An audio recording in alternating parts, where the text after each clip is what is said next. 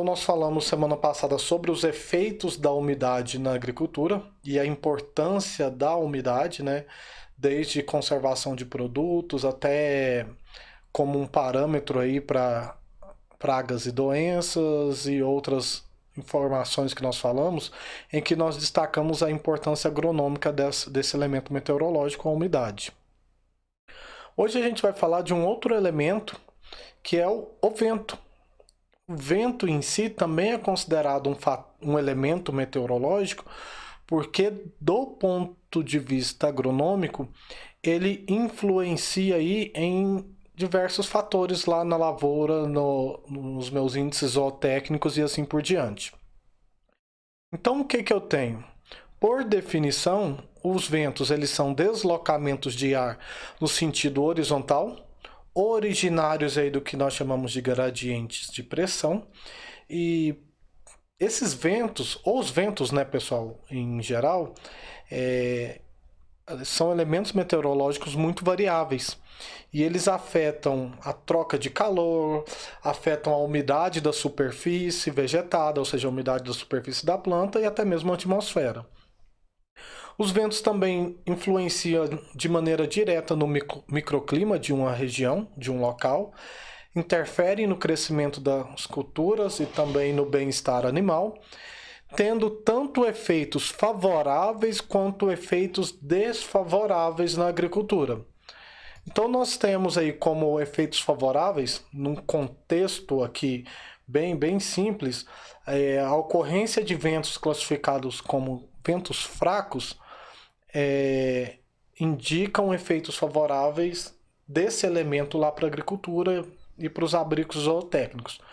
Por outro lado, quando tem lá ventos classificados como fortes, constantes, muito frios ou muito quentes, nós dizemos que esses ventos são desfavoráveis para a agricultura. Então, por isso, né, por esses motivos, o vento para a produção agrícola, ele influencia no transporte e calor, influencia também nas taxas de evapotranspiração. Quando nós trabalhamos lá com cálculo de evapotranspiração, que é utilizado aí nos projetos de irrigação, o cálculo da evapotranspiração depende do vento, dependendo do método que eu utilizar. Como, por exemplo, o tanque classe A, que é muito comum em áreas irrigadas, em que para determinar a evapotranspiração você precisa conhecer qual é a velocidade do vento. Outro exemplo, pessoal, do efeito e da importância do vento. Normalmente em frutíferas, por exemplo, nós devemos optar por áreas que tenham menor ocorrência de ventos frios, contínuos e intensos, justamente para diminuir as quedas e para diminuir os efeitos negativos dos ventos. Então nós falamos aí, dentro desse contexto, que esse elemento eles são gerados pela variação espacial, ou seja, do local, e também pela variação temporal do balanço de energia da superfície, provocando essas variações de pressões que foi dito aí inicialmente, a primeira definição que nós temos aí no slide. Essas variações de pressão provocam a formação dos ventos. Essa primeira figurinha que vocês estão vendo aí, a gente pode observar que eu tenho lá um centro de baixa pressão e um centro de alta pressão. Isso significa que o vento ele tem uma tendência de se deslocar em uma área de maior pressão. Quando eu digo uma área de alta pressão, eu estou me referindo a áreas mais frias para uma área de menor pressão, ou seja, áreas em que está mais quente. E aí, quanto maior for a diferença de pressão, ou seja, a diferença de temperatura entre esses dois locais, provavelmente maior será a velocidade dos ventos devido a essa diferença de calor e essa diferença de pressão atmosférica provocada entre esses locais. Então nós temos aqui, como que eu consigo medir os ventos? Já que eu falei para vocês que, como efeito favorável do vento, nós classificamos os ventos fracos. E o que é fraco? Para a gente determinar se um vento ele é fraco, ou se ele é forte, ou se ele é moderado, eu preciso determinar as medições dele, basicamente determinar a velocidade e qual é a sua direção. Em termos de velocidade, nós trabalhamos com a velocidade dos ventos em metros por segundo ou quilômetros por hora. E a direção dos ventos, nós medimos as direções dos ventos em relação à rosa dos ventos, em relação aos pontos cardeais. Norte, nordeste, sul, sudeste, sudoeste, noroeste e assim por diante. E aí, em relação a esses pontos, nós conseguimos determinar as direções predominantes dos ventos a partir de uma série de medições feitas por longos períodos de tempos. Os equipamentos que são utilizados para medir os ventos são os chamados anemômetros, anemógrafos, cataventos e birutas. O anemômetro aí, ele é utilizado para determinar a velocidade média do vento. O anemógrafo, ele mede e registra diferentes velocidades do vento durante o dia. O anemógrafo, ele é digital, enquanto o anemômetro nem sempre. O catavento, ele é utilizado para medir a direção e a força dos ventos. E a biruta, que é o equipamento mais simples aí associado às medições de vento, ele indica a direção e o sentido dos ventos, né? Nem toda estação meteorológica vão ter todos esses equipamentos, vai depender muito do tipo de estação. Tem estações meteorológicas que são automáticas, como nós já vimos em outras aulas, e temos estações convencionais. Em estações automáticas eu tenho lá um único equipamento que consegue fazer a leitura de todas essas informações, e em estações convencionais, manuais, eu tenho uma série de equipamentos para fazer essas aferições. E aí lembrem-se que em relação às medidas de vento, nós medimos basicamente direção e velocidade, e os equipamentos utilizados para essas medidas são os que estão mostrando aí para vocês: anemômetros, anemógrafos, catavento e birutas. Passar aqui. Olha lá, exemplificando para vocês, né, a direção dos ventos. Quando nós conseguimos determinar a direção dos ventos, na verdade, o que nós chamamos de direções predominantes, nós precisamos fazer medidas contínuas dessa direção por longos períodos. E uma vez que você tem essa medida por longos períodos de tempos, você consegue determinar e representar graficamente a direção dos ventos a partir de dos gráficos igual vocês estão vendo aí. Esses gráficos, para onde está apontando, está indicando em qual direção o vento ele é predominante. E normalmente nós temos aí as direções norte, N, né, que vocês estão vendo aí. Temos a direção nordeste, noroeste, sul, sudeste, sudoeste, leste e oeste, né? Então, olha lá, norte, sul, leste e oeste, entre norte e leste, nordeste, entre sul e leste, sudeste, entre sul e oeste, sudoeste, entre norte e oeste, noroeste. A figurinha aí está mostrando para vocês as medições por vários períodos de tempo, né, por alguns anos, por alguns meses, para poder chegar nessa direção que nós chamamos de direção predominante. E aí na primeira figura nós conseguimos observar que os ventos eles não está apontando diretamente para uma direção. Quando o vento ele não está em uma direção predominante, como é esse gráfico aqui de novembro, por exemplo, nós dizemos que o vento nessa região não tem uma direção única. Na verdade, ele não tem uma direção predominante. Por outro lado, deixa eu pular do novembro para o fevereiro, que é bem destacado. Você pode observar que em fevereiro o gráfico está apontando para a direção leste. Significa que na região desse estudo aqui, no mês de fevereiro, a direção predominante era leste.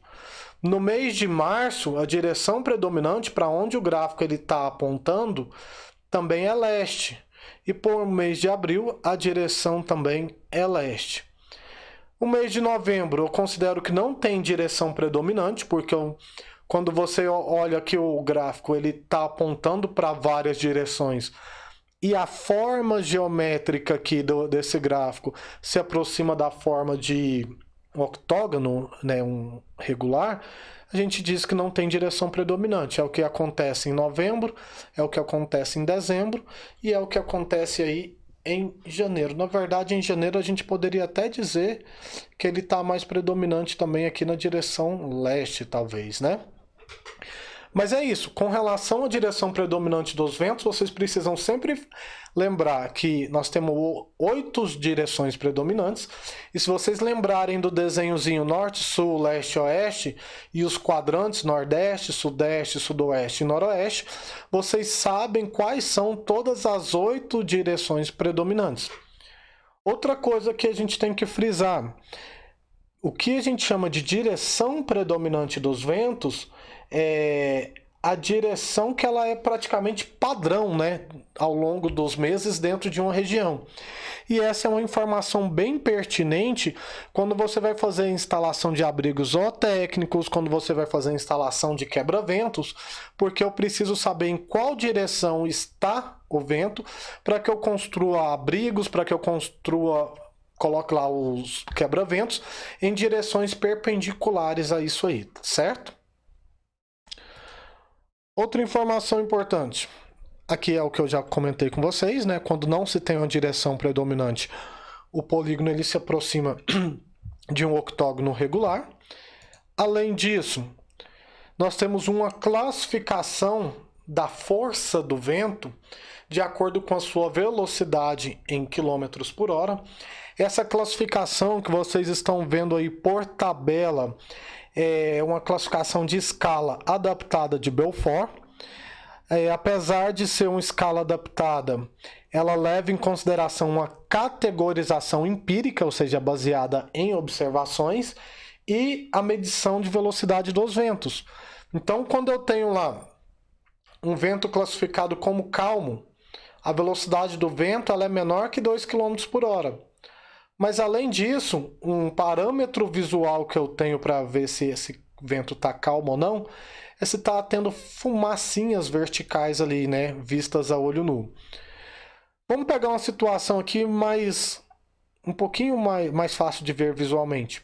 O que nós chamamos de brisa amena, a velocidade do vento está entre 6 e 10 km por hora. Inclusive, essa velocidade de 10 km é uma velocidade limite do ponto de vista agronômico, tá? Para muitas atividades, você tem que limitar ela até no máximo 10 km por hora, como por exemplo a aplicação de defensivos, mas acima disso provoca deriva e outros problemas.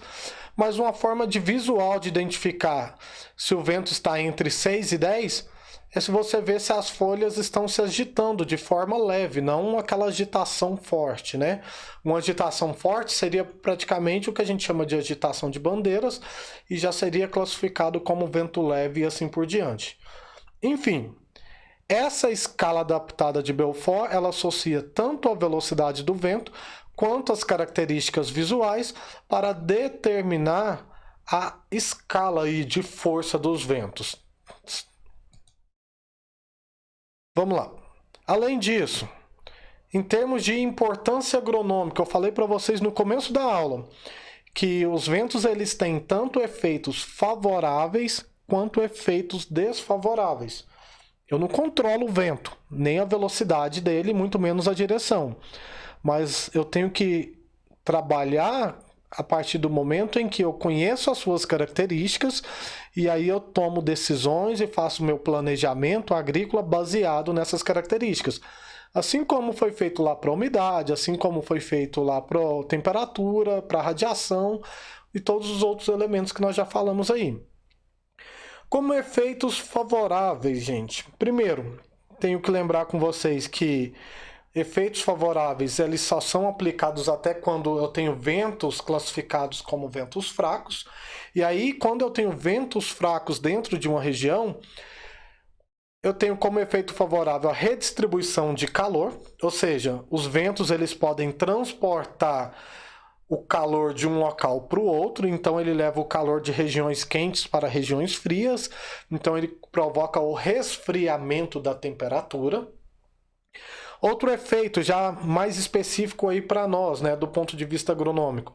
Os ventos eles provocam a renovação do ar próximo às plantas, e essa renovação do ar ela se dá justamente devido à circulação de ar, e além disso os ventos eles ajudam a manter o suprimento do CO2 para as folhas durante o seu fotossíntese, durante seus processos fotossintéticos. Um outro efeito favorável, os ventos, eles ajudam a evitar os efeitos das geadas, extremamente prejudicial para a agricultura aí, né? Eles ajudam porque os ventos, eles ajudam a retirar o excesso de umidade e ar do solo, por consequência, ajuda a prevenir, minimizar esses efeitos de geada.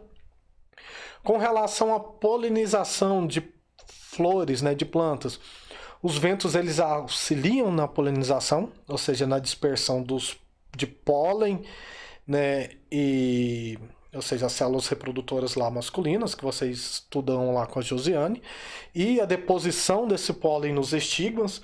Acho que vocês veem isso muito bem, né, com a Josiane, mas aqui eu estou querendo dizer para vocês que o vento ele é justamente um auxiliar nessa polinização. Dependendo da literatura, fala até que ele é o responsável, né, pela polinização. Outro efeito benéfico, que eu já até comentei com vocês, é que os ventos eles estão diretamente associados ao processo de transpiração das plantas. Isso porque os ventos eles facilitam o processo de transpiração e auxiliam na eliminação de água a partir dos estômatos. Lembrando que essa eliminação de água dos estômatos é o processo de transpiração, e esse processo aí permite com que as plantas mantenham a sua temperatura em níveis considerados aí adequados, né? Como efeitos desfavoráveis dos ventos, o que nós temos aí? Primeiro, lembrando que eu defino e classifico como parâmetro para efeitos desfavoráveis os ventos que são classificados como fortes, constantes, mas também ventos muito frios ou muito quentes podem ser desfavoráveis para a minha planta. Esses efeitos que nós chamamos de desfavoráveis, eles são um problema, né, nas lavouras, porque podem provocar desde danos mecânicos até danos anatômicos e fisiológicos na planta. Por isso é necessário você proteger as culturas, e essa proteção é feita justamente com o uso de quebra-ventos, sejam esses quebra-ventos naturais ou artificiais, né? Então nós temos que quando as plantas elas são submetidas a ventos superiores a 10 km por hora, que é o fator limitante que eu comentei com vocês, podem provocar desde a redução do crescimento e atraso no desenvolvimento da planta, pode provocar o efeito de nanismo na parte aérea, pode reduzir o número de folhas e o número de estômatos por área foliar, além de reduzir a produtividade da minha cultura. Além desses fatores, os ventos eles provocam aí a queda de flores e frutos, bem como a quebra de ramos e galhos. Isso, além disso, a redução de produtividade que eu comentei com vocês. Problema de vento muito forte associado a esses dois primeiros fatores que vocês estão vendo aí é porque você provoca danos à cultura, né? Danos tanto à sua anatomia da cultura quanto danos mecânicos.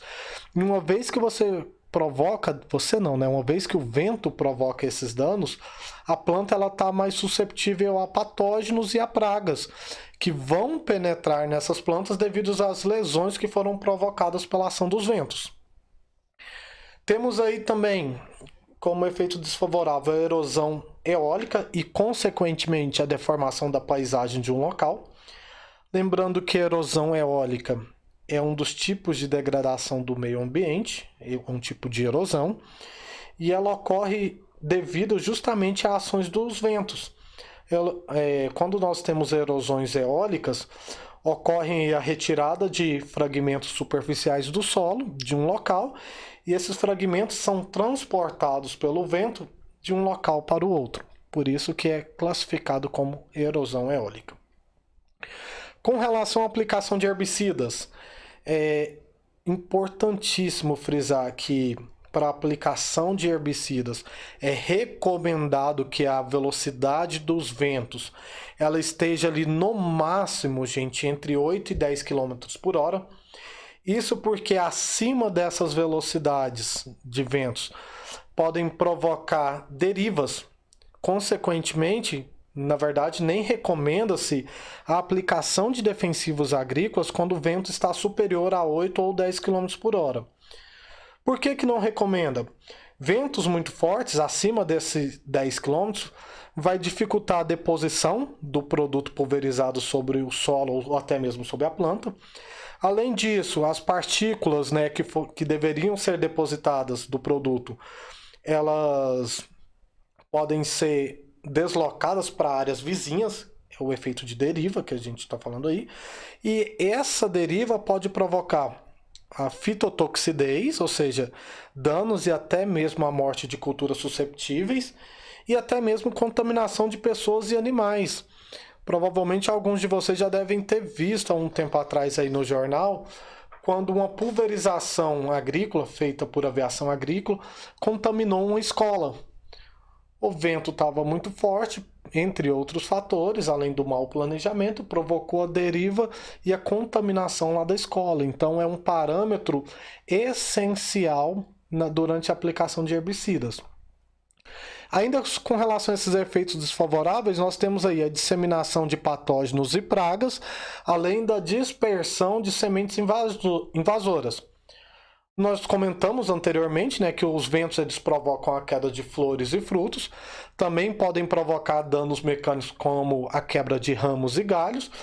Por consequência, nós criamos aí um ambiente propício para o alastramento de doenças e infestação dessas áreas, que talvez poderiam até ser isentas se o vento não for muito forte na região, se a minha cultura fosse implantada levando em consideração a direção predominante dos ventos e a velocidade dos ventos no local, bem como tentar evitar isso aí com o uso de quebra-ventos e outros fatores.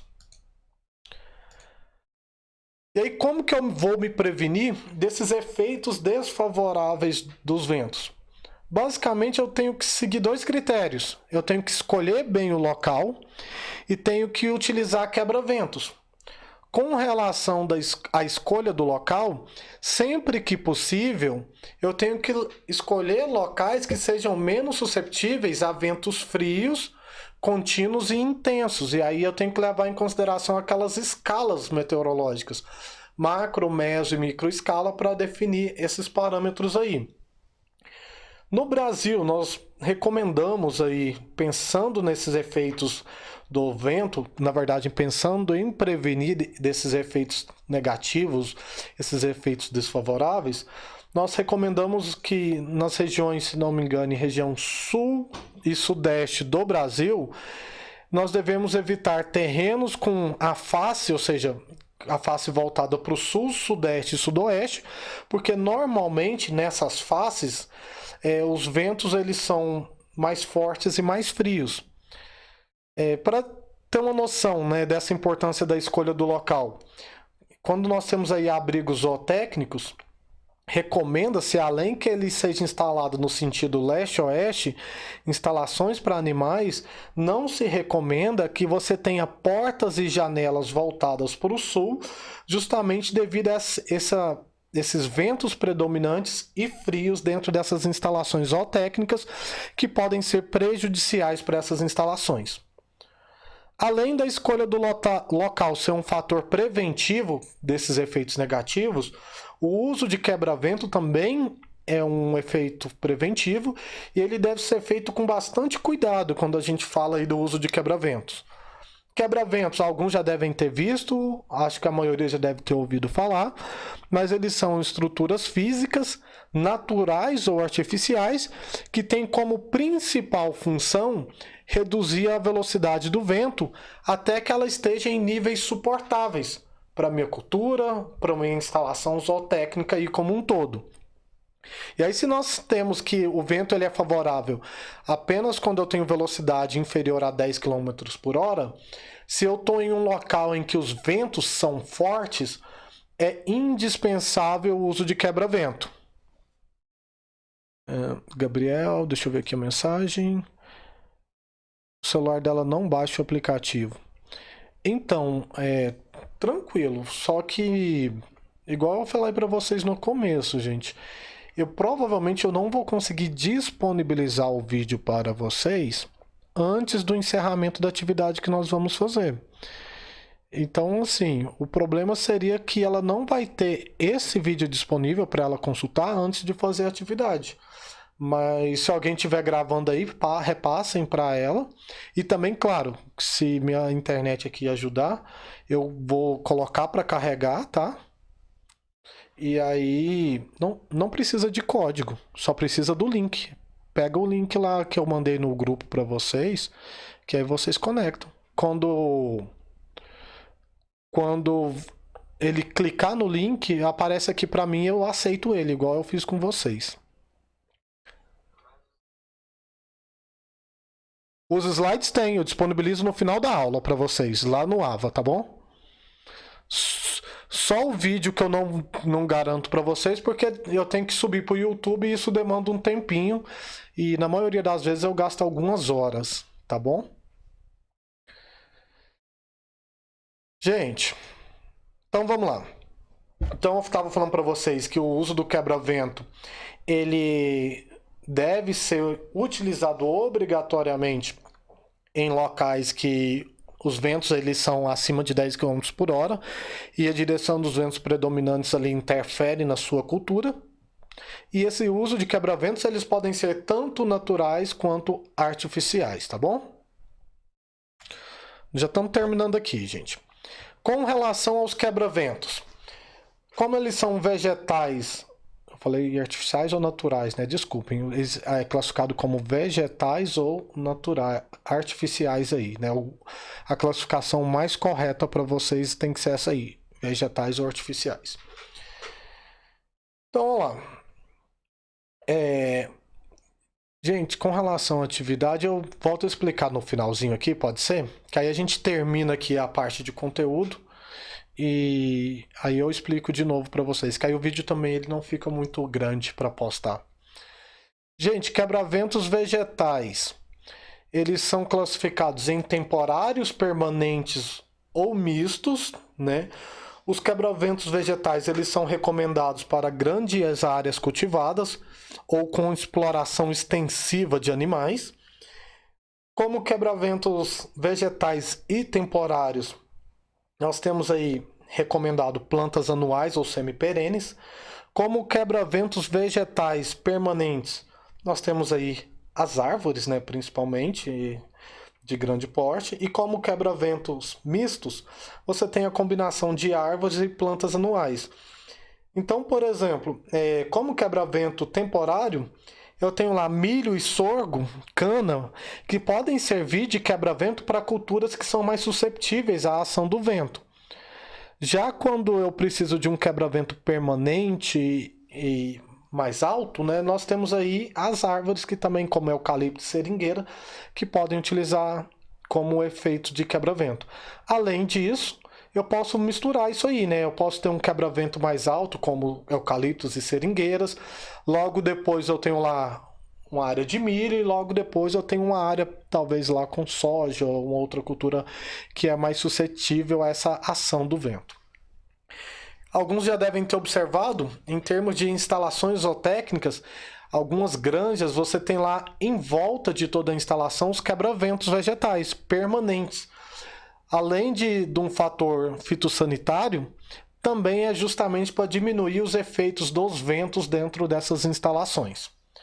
E aí, como quebra-ventos artificiais, a gente recomenda que eles sejam utilizados para proteção de plantas de pequeno porte e de cultivo intensivo, além também ser recomendados, né, para proteção de plantas de alto valor econômico.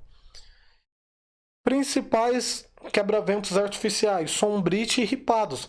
E aí a durabilidade do produto empregado vai depender do quanto você está disposto a arcar, né, com esses quebra-ventos aí. O que nós mais vemos são os vegetais, porém os artificiais também podem ser utilizados. Lá mostrando para vocês os quebra-ventos. Então na figura A tá aí mostrando um quebra-vento, né, natural, e na figura B um quebra-vento artificial dentro de uma área de pomar, né? Posso utilizar esse quebra-vento aí natural consorciado com outras culturas, que seriam os quebra-ventos mistos, né? Classificados como mistos aí. Para a gente fechar aqui, o que eu tenho que levar em consideração quando eu vou trabalhar, quando eu vou escolher, quando eu vou adotar um quebra-vento vegetal lá na minha lavoura, lá na minha instalação zootécnica? Hábito de crescimento, ou seja, eu tenho que levar em consideração a altura, a postura da planta, que eu vou usar como quebra-vento, se ela é de crescimento rápido, se o sistema radicular é profundo, se as folhas são perenes. Essa questão das folhas é importante porque as folhas elas ajudam a reduzir a velocidade dos ventos, né? E dependendo do tipo de folha que é, da cultura que você escolheu como quebra-vento, ela vai cair e aí a folha não atende à sua finalidade, que seria justamente proteger de geadas durante o inverno e reduzir a velocidade dos ventos. Com relação à flexibilidade, é importante você escolher plantas que nós chamamos aí de flexíveis nos quebra-ventos vegetais, porque eles absorvem melhor o impacto dos ventos e reduz a velocidade. As plantas mais rígidas, elas provocam uma espécie de turbilhão próximo ali dessas plantas e que também podem danificar as plantas que estão mais próximas e que também deveriam ser protegidas. Então, recomenda-se aí plantas flexíveis. Com relação à permeabilidade, nós recomendamos ali que... Primeiro, com relação à permeabilidade, eu estou falando sobre o túnel de vento que é provocado pelos quebra-ventos. Ele tem que estar ali em torno de 40% e 50%. Normalmente, essa questão da permeabilidade, recomenda-se aí você trabalhar com quebra-ventos em fileiras simples, porque é bem mais eficiente do que enfileirado mesmo, né? Então, deixa eu voltar aqui na outra figurinha só para ilustrar isso para vocês. O ideal é você trabalhar aqui, né, em fileiras simples e não totalmente agrupados o quebra-ventos, porque eles são mais eficientes no que diz respeito à permeabilidade, né, a retenção aí dos ventos e diminuição das suas velocidades. Com relação à orientação dos quebra-ventos, gente, pessoal, sempre que possível, o quebra-vento vegetal ele tem que ser instalado o mais perpendicular possível à direção predominante dos ventos. Então, se o vento é predominante na direção norte, recomenda-se que os quebra-ventos sejam instalados na direção leste. Se é predominante na sudeste, recomenda-se que seja instalado lá no sudoeste, ou seja, tentando fazer ali ao máximo um ângulo de 90 graus em relação à direção predominante. Com relação a essa distância entre fileiras, os quebra-ventos eles podem ser dispostos tanto em linhas paralelas quanto em redes retangulares, ou seja, você cruzando o quebra-vento dentro de um talhão como um todo, formando um retângulo. Com relação a essas linhas paralelas, a distância entre fileiras deve ser, se não me engane, igual ou isso igual de 15 a 20 vezes a altura da árvore. Então, se você tem lá, por exemplo, uma árvore de 5 metros, as linhas devem estar distantes ali aproximadamente entre si, entre 75 e 100. Já com relação ao que eu falei dos quebra-ventos formados em rede retangular, a distância entre as linhas pode aumentar até em torno de 30 vezes e passar ali 75 a 100 metros, de 75 para 100, que seria o exemplo que eu dei anteriormente de quebra-ventos com 5 metros de altura, você poderia ter ali a distância entre as linhas de 150 metros, por exemplo. É um cálculo aqui aproximado, a gente não vai fazer essa conta, mas o que eu preciso que vocês saibam sobre as características favoráveis É justamente isso aí. Quais são as características desejáveis na escolha desses quebra-ventos vegetais, tá bom?